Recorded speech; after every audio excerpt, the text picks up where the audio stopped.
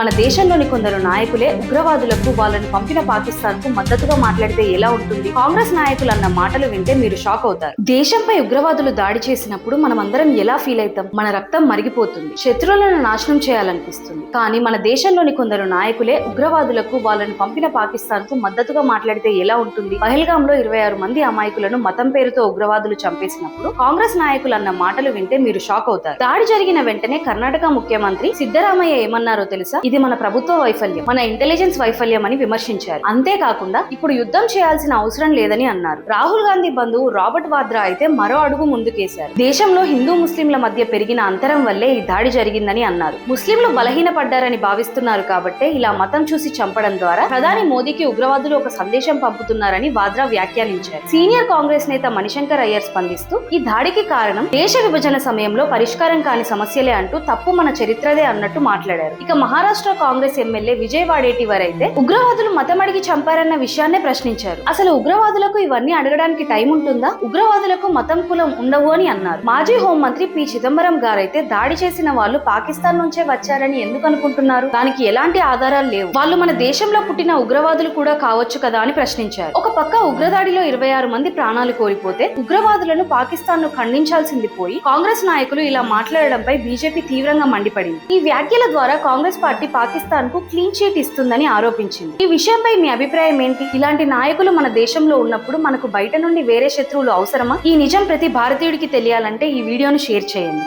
Jai Hind.